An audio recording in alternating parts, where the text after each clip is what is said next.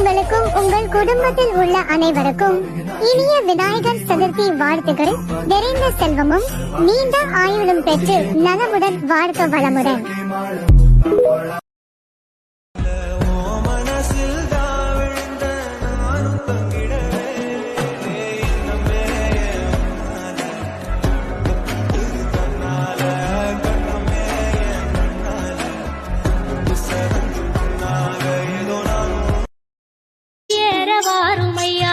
சம்ஹார நேரத்தில சமுத்திரம் பின்வாங்கும் சந்தோஷ திருநாளில் நல்லருளை தாரும் ஐயா முருக.